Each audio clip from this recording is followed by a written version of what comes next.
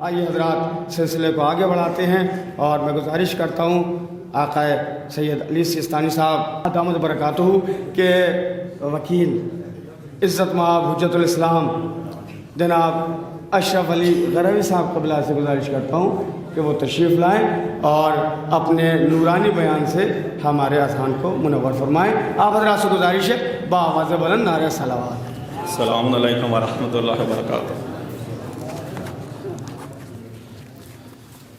اعوذ باللہ من الشیطان اللعین الرجیم، بسم اللہ الرحمن الرحیم، الصلاۃ والسلام علی اشرف الانبیاء والمرسلین وآلہ الطیبین الطاہرین، اللہم صلی علی محمد وآل محمد ولعنۃ اللہ علی اعدائہم اجمعین من یومنا ھذا الی قیام یوم الدین۔ بسم اللہ الرحمن الرحیم، الذین یبلغون رسالات اللہ ویخشونہ ولا یخشون احدا الا اللہ وکفی باللہ حسیبا۔ مقالے کے لیے امر ہوا تھا۔ مقالے کا عنوان ہے ماضی سے درس عبرت، روشن مستقبل کی ضمانت، جس کے لیے قرآن مجید کے سورہ احزاب کی آیت نمبر 39 کا انتخاب کیا ہے کہ اپنے کلام کا آغاز اس آیت مجیدہ سے کیا جائے، کہ جس میں ارشاد باری ہو رہا ہے کہ وہ انبیاء جو اللہ کے پیغامات پہنچاتے ہیں اور اسی سے ڈرتے ہیں اور اللہ کے سوا کسی سے نہیں ڈرتے، اور محاسبے کے لیے اللہ ہی کافی ہے۔ مزید وضاحت کے لیے اس آیت کریمہ پر غور و فکر کرنے کی ضرورت ہے، جس کا جملہ الذین یبلغون رسالات اللہ، جو اللہ کے پیغامات کی تبلیغ کرتے ہیں اور ان کے دلوں میں صرف خوف خدا ہوتا ہے، غیر اللہ کا خوف ان کے دلوں میں نہیں ہوتا۔ الہی پیغامات کی تبلیغ کے سلسلے میں ایک خوف تبلیغ نہ کرنے کی صورت میں پیش آتا ہے، تبلیغ نہ کرے تو خوف لاحق ہوتا ہے۔ دوسرا خوف تبلیغ کرنے کی صورت میں پیش آتا ہے۔ تبلیغ نہ کرنے کی صورت میں اللہ کا خوف ہے۔ اتنے دن مدرسے میں پڑھائی کی، مال امام صرف کیا، اس کے بعد جو ہے پیغام اہل بیت کو نشر نہیں کرتے، تو خوف الہی ہے۔ اور تبلیغ کرنے کی صورت میں لوگوں کا خوف آتا، لوگوں کا خوف ہوتا ہے۔ انبیاء علیہ السلام نے ہمیشہ خوف خدا کو مقدم رکھا اور لوگوں کے خوف کی پرواہ نہیں کی۔ لوگوں کی تنقید و ملامت کی پرواہ نہ کرنا ہی اللہ والوں کا ہنر ہے۔ جیسا کہ ارشاد ہو رہا ہے، ایھا الذین آمنوا من یرتد منکم عن دینہ فسوف یأتی اللہ بقوم یحبہم ویحبونہ اذلۃ علی المؤمنین اعزۃ علی الکافرین یجاہدون فی سبیل اللہ ولا یخافون لومۃ لائم ذلک فضل اللہ یؤتیہ من یشاء واللہ واسع علیم۔ سورہ مائدہ۔ اے ایمان والوں، تم میں سے جو بھی اپنے دین سے پھر جائے تو اللہ بہت جلد ایسے لوگوں کو پیدا کرے گا جن سے اللہ محبت کرتا ہوگا اور وہ اللہ سے محبت کرتے ہوں گے۔ مومنین کے ساتھ نرمی سے اور کافروں کے ساتھ سختی سے پیش آنے والے ہوں گے، راہ خدا میں جہاد کریں گے اور کسی ملامت کرنے والے کی ملامت سے نہیں ڈریں گے۔ یہ اللہ کا فضل ہے، وہ جسے چاہتا ہے عطا کرتا ہے، اور اللہ بڑی وسعت والا ہے، بڑا علم والا ہے۔ المختصر، انبیاء علیہ السلام تبلیغ رسالت کے سلسلے میں صرف اللہ سے ڈرتے ہیں۔ اس کا مطلب یہ ہرگز نہیں ہے کہ وہ غیر اللہ سے کسی صورت میں نہیں ڈرتے۔ بعض حالات میں خوف لاحق ہونا عادی چیز ہے، طبیعی چیز ہے، فطری چیز ہے۔ حضرت موسیٰ علیہ السلام کو اژدہے سے خوف لاحق ہو گیا تھا، قرآن مجید کی آیت ہے۔ یہ خوف اللہ کے خوف کے مقابلے میں نہیں تھا، بلکہ انسانی فطرت کے مطابق تھا۔ دوسرا جملہ آیت میں ہے وَقَفَى بِاللَّهِ حَسِيبًا، اللہ کا محاسبہ یقیناً بڑا دقیق محاسبہ ہوگا جس میں کسی قسم کے سہو اور نسیان کا امکان نہیں ہے، لہذا صرف اسی کا خوف دل میں ہونا چاہیے۔ لہذا اس قرآنی آیت سے معلوم ہوا کہ تبلیغ دین کے لیے شجاعت اور صبر درکار ہوتا ہے۔ ماضی سے درس عبرت حاصل کرنے سے روشن مستقبل کا عزم پیدا ہوتا ہے۔ یہ ایک لمحہ فکریہ ہے کہ حوزہ علمیہ نجف اشرف اور حوزہ علمیہ قوم مقدسہ وغیرہ میں باغ اجتہاد و استنباط ثمر آور شجرکاری ہوئی ہے۔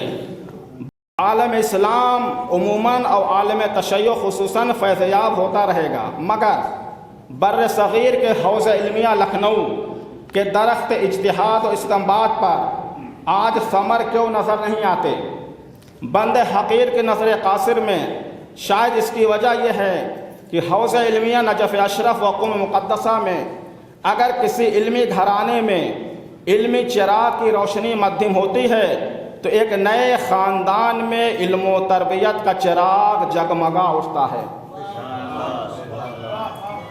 کہ جس سے علم و ہدایت کی روشنی پھیلتی رہتی ہے، اور اسی سے اللہ کے اس اٹل فیصلے کی حقانیت میں نکھار پیدا ہو جاتا ہے کہ مال و دولت تو میراث میں تقسیم ہو سکتے ہیں مگر علم و ادب میراث میں نہیں بٹتے ہیں اور نہ ہی بازار میں بکتے ہیں کہ جسے کوئی بھی خرید لے۔ ایک صلوات پڑھیں محمد و آل محمد۔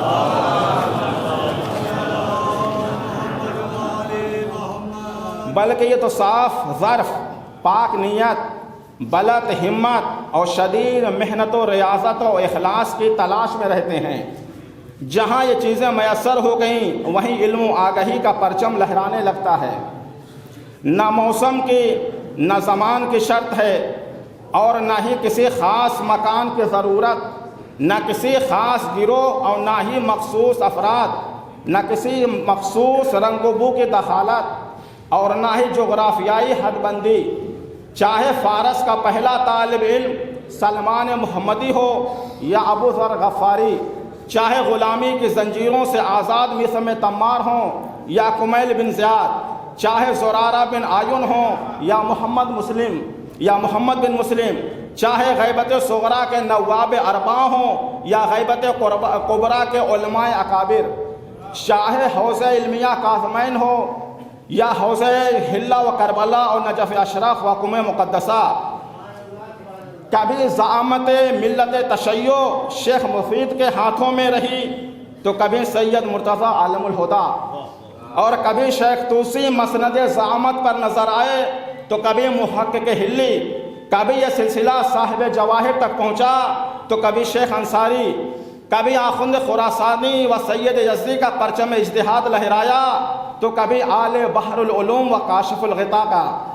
اپنے زمانے میں شیخ عبد الکریم حائری و سید حسین البروجردی کا نجم اجتہاد ابھرا تو کسی زمانے میں سید محسن الحکیم، سید ابو القاسم خوئی کا کوكب استنباط چمکا، تو کبھی سید روح اللہ خمینی و شہید باقر الصدر نے اجتہاد و استنباط کے چشمے جاری کیے، یہاں تک کہ عصر حاضر میں آیت اللہ العظمیٰ المرجع الاعلیٰ سماحت سید علی حسین سستانی دامہ ذلوں نے اپنی حکمت و دانائی و علم و تقوی کے ساتھ عالمی طور پر قیام امن و امان کے علم بردار تسلیم کیے گئے، اور آپ نے مرجعیت دینی کو معراج پر پہنچاتے ہوئے مرجعیت انسانی میں تبدیل کر دیا۔ تاریخ مرجعیت گواہ ہے، آپ کے سامنے ہے۔ حوزہ علمیہ نجف اشرف کے آفتاب اجتہاد و استنباط کی شعاعیں افق بر صغیر پر پڑیں۔ حضرت وحید بیبہانی صاحب ریاض اور سید بحر العلوم نے حضرت آیت اللہ العظمیٰ سید علی دلدار علی نقوی غفران معاب رضوان اللہ تعالی علیہ کی تعلیم و تربیت کی، یعنی ان کے وجود کو نور اجتہاد سے منور فرمایا، جس سے بر صغیر میں صوفیت اور اخباریت کی تاریکیاں مٹنا شروع ہو گئیں۔ اور ہمارا لکھنؤ بھی بر صغیر کا نجف ہو گیا۔